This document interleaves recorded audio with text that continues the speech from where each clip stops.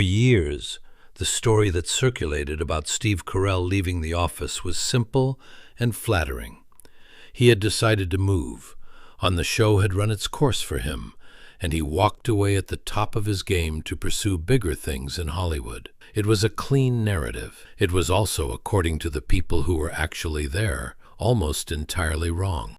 The hairstylist who worked on the show for years said it plainly. A lot of people think he did leave the show on his own merit, and it's absolutely not true. He really wanted to stay, and it devastated all of us because he was the heart of our show. The casting director called the whole situation absolutely asinine.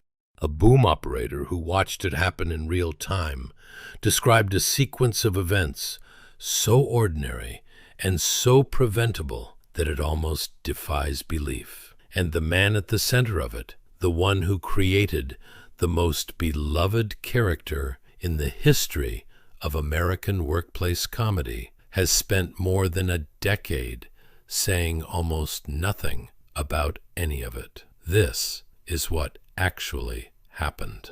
Steve Carell grew up in Acton, Massachusetts, the youngest of 4 boys, in a family that was working class and not particularly connected to the entertainment world. His father was an electrical engineer. His mother worked night shifts as a psychiatric nurse, which is where the early shape of his comedy came from. He has said that he made it his job to make her laugh when she came home exhausted, and that her laughter was the first audience he ever had that mattered to him. He studied at Denison University in Ohio, then moved to Chicago, studied at Second City, did regional theater, worked at a post office for a stretch. None of it was fast.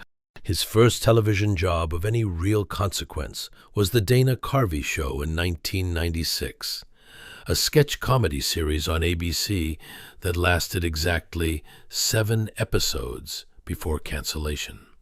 The show was a commercial disaster, but the experience was formative. What it demonstrated, even in its brief run, was that Carell had a specific quality that was difficult to name but impossible to ignore. He could play a man who was completely sincere about something completely absurd, and hold that sincerity without breaking, without winking at the audience, without apologizing for how far he was willing to go. That quality is the foundation of everything that followed. From Dana Carvey, he moved to The Daily Show with Jon Stewart, working as a correspondent through the late 90s and into the early 2000s. His field pieces had the same quality as his sketch work. He played the straight man to absurdity, with a face so earnest and so unaware of the joke that the joke became funnier for his presence in it. He was building a reputation, but a reputation among people in the industry rather than the wider public. The wider public was still ahead of him. The films came first. He had a supporting role in Bruce Almighty in 2003 and stole every scene he was in, not by doing more than Jim Carrey, but by doing something so precisely different that he registered as a distinct presence in a film that was already crowded with Carrey. The following year, he played Brick Tamland in Anchorman, The Legend of Ron Burgundy, a dim-witted weatherman with a childlike relationship to the world and almost no awareness of social consequence. The role was small, the impact was not. Brick's deadpan non-sequiturs became among the most quoted lines from a film already full of quotable lines, and the performance demonstrated something important about Carell's range. He could be completely ridiculous without becoming a cartoon, because he played the ridiculous thing as though it were entirely real to the person experiencing it. Producer Judd Apatow had been watching, and he had an idea. He approached Carell about writing something together, a feature film built around a lead character who would belong entirely to Carell. What they came up with was The 40-Year-Old Virgin, a film about a middle-aged electronics store employee named Andy Stitzer who has never had sex and who is dragged reluctantly and hilariously into changing that. The premise was broad enough to be genuinely funny and specific enough to be genuinely touching. And the film worked in both directions because Carell made Andy sympathetic without making him pathetic. Andy was not a loser. He was a man who had organized his life around the things that gave him comfort and who was being asked to reorganize it around something that terrified him. That is a universal experience, dressed in very unusual clothes, and Carell understood the universality of it in a way that the more obvious comedic beats alone could not have achieved. The 40-Year-Old Virgin opened in August 2005 to reviews ranging from enthusiastic to ecstatic. It grossed $177 million against a production budget of $26 million. The chest waxing scene, filmed with 5 cameras in a single take, using actual wax, producing actual pain and actual reactions, became one of the most discussed moments in comedy film that year. More importantly, the film changed Carell's position in Hollywood from a reliably funny supporting presence to a genuine movie star. That shift mattered enormously for what was about to happen, and not in the way anyone expected. Because The Office had already been picked up, NBC had ordered an American adaptation of the British mockumentary series created by Ricky Gervais and Stephen Merchant, and producer Greg Daniels was assembling a cast and preparing to shoot a pilot. The British original was a genuinely remarkable piece of television, 2 short series and a Christmas special that together told a complete story about loneliness, self-delusion, and the unexpected places where human dignity survives. And the American version needed to honor what made the original work without simply copying it. The central challenge was the boss. In the British series, David Brent was a man of almost no redeeming qualities. Vain, oblivious, casually cruel, constitutionally unable to hear the truth about himself. He was brilliantly drawn and brilliantly performed, and Gervais knew the run would be short and played him accordingly. Daniels understood that American network television required something different. A lead who could sustain an audience over many seasons needed a reason to make viewers want him to be okay, even when he was also a disaster. The boss of the American version needed a heart inside the wreckage. Several actors were considered seriously: Paul Giamatti, Philip Seymour Hoffman, Bob Odenkirk, who came genuinely close.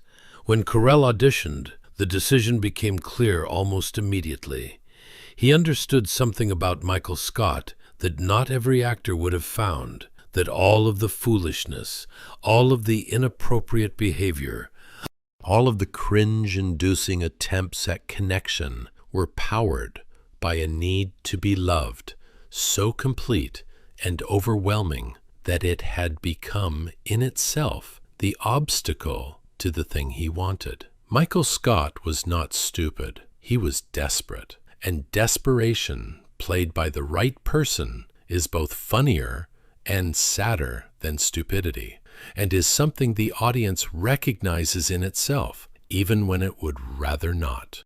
The first season of The Office premiered in March 2005 and was received with cautious confusion. The pilot was adapted almost directly from the British original, leaving audiences who had seen it feeling the American version was redundant, and audiences who hadn't finding it strange and cold. The rest of the season was original material and was better, but unevenly so. Reviews were mixed.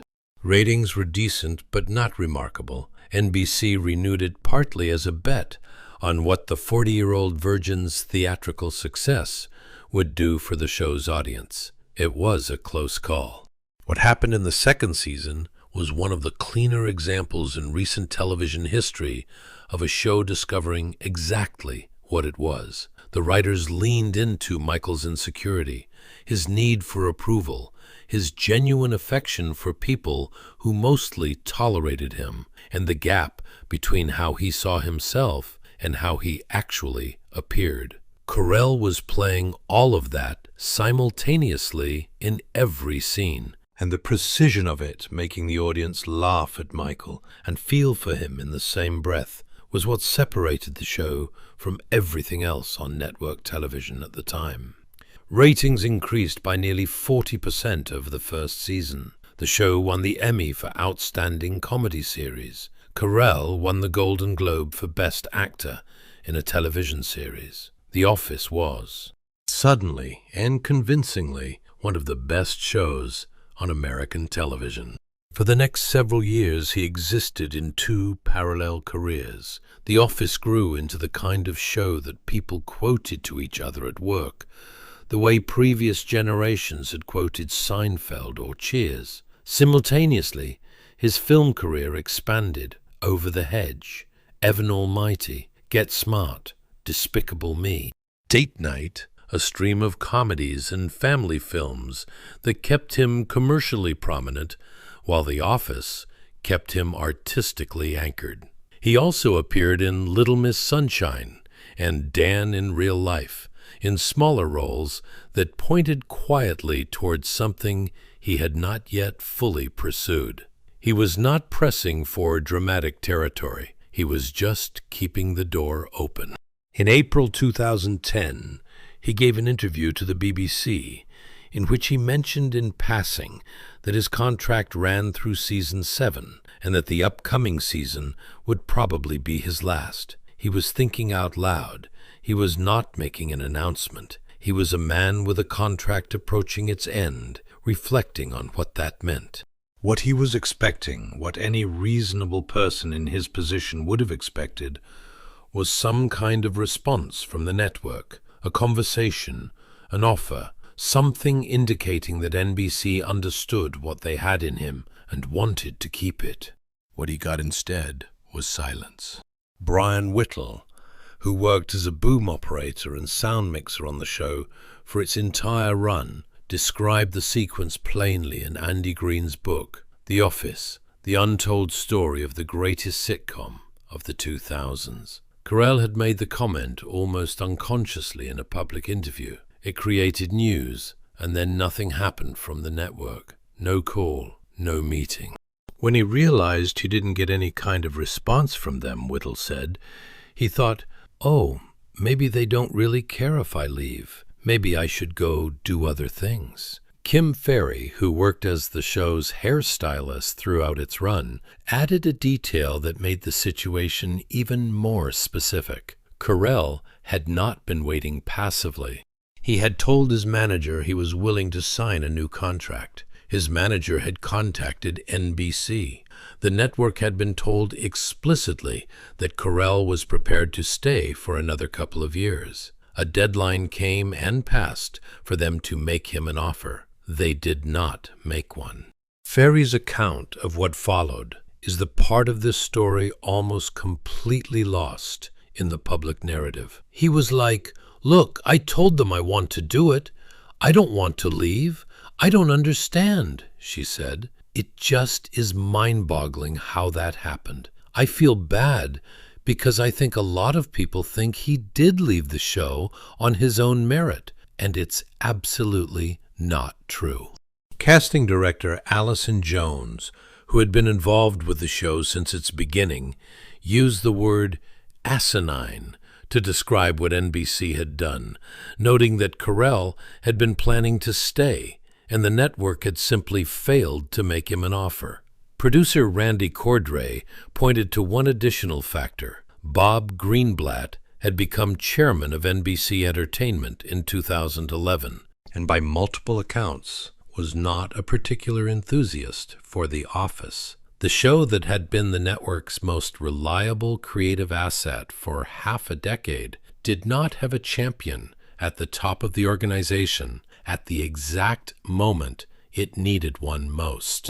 Carell's final season as Michael Scott, season 7, was the best work the show did with the character, which, given the circumstances, was a remarkable achievement. The writers gave Michael an actual arc. He had to come to terms with the fact that his co-workers genuinely cared about him, despite everything. He had to reckon with what a workplace could and could not substitute for in a real life.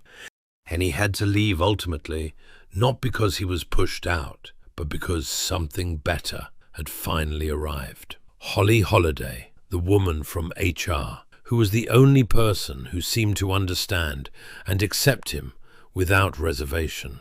The farewell scene, Michael's last morning in the office, shot without a microphone because he had removed his lapel mic, the camera barely catching his words to Pam before he walked to his gate, was the kind of television moment that does not happen by accident. Carell has said he walked into the scene expecting to manage it and was, in his own word, annihilated. The cast was in tears. The crew was in tears. Everybody knew what they were losing. After leaving, Carell did what the public stories said he had always planned to do. He went to Hollywood and made movies. Despicable Me 2, Anchorman 2, a run of comedies that kept him visible. What changed his trajectory permanently was Foxcatcher in 2014, Bennett Miller's film about John DuPont, the deeply troubled heir to the DuPont fortune who funded a wrestling program and ultimately killed one of its athletes. The role required Carell to become unrecognizable, not just through prosthetics and posture, but in the deeper sense, every instinct toward warmth that had made Michael Scott lovable had to be suppressed in service of a character whose damage expressed itself as coldness. Miller's mandate was simple. If anyone recognized Steve Carell for even a moment, the film was over. The performance had to erase the performer. It did. People reported sitting 10 minutes into Foxcatcher before placing the face. The Academy nominated him for Best Actor. He did not win, but the nomination signaled what the industry had been slowly recognizing: that the comedian had always been capable of more than comedy, and that the fundamental skill, complete commitment, sincerity without irony, was the same in both registers. He went on to The Big Short, Beautiful Boy, and The Morning Show on Apple TV+, where he played a morning television anchor navigating the consequences of his own behavior in the era of accountability. A character with, as he described it to Stephen Colbert, an enormous blind spot as to how people perceive him, how he perceives himself. When Colbert asked where on earth that character had come from, Carell said it was completely fictional, and the audience laughed because the parallel to Michael Scott was obvious. But the parallel was not quite right. Michael Scott wants to be loved and does not understand why he keeps failing at it. Mitch Kessler wants to be exonerated and does not understand why that is not the same thing as deserving to be. They share a blind spot, but not a heart. The absence of the heart is the entire point. The Office, the show he did not choose to leave, has become more widely watched since it ended than it ever was when it was on the air. Netflix acquired the streaming rights, and the show became, by 2018, the most watched program on the platform, ahead of every Netflix original, ahead of Friends, ahead of everything. A new generation found it on their phones and laptops without commercials, without waiting between episodes, and discovered in it something the culture had apparently been missing: a workplace full of ordinary people doing a mundane job, led by a man so convinced of his own specialness that the gap between his self-image and his reality had become a kind of ongoing tragedy dressed as comedy. When Carell sat across from Colbert and heard this for the first time, that The Office was beating everything on Netflix, his response was a single word: good. Not triumphant, not complicated, just the quiet satisfaction of someone who made something that lasted longer than anyone expected, under circumstances that were more difficult than almost anyone knew. The truth about why he left is not dramatic. A network had something irreplaceable and treated it as replaceable. A man who wanted to stay was never asked to. A hairstylist, a boom operator, and a casting director watched it happen and have spent years trying to correct the record. Steve Carell did not walk away from The Office. Through the indifference of the people running NBC, at a critical moment, The Office walked away from him. And then he did something that required more patience and more discipline than walking away ever would have. He found out who else he could be in the years that followed without making any noise about what had been taken from him. A hairstylist knew, a boom operator knew, a casting director knew. They spent years trying to correct the record. Now you do too. If you grew up watching Michael Scott and never knew this is how it actually ended, drop a comment below. And if this is the kind of story you come here for, subscribe. We'll see you in the next one.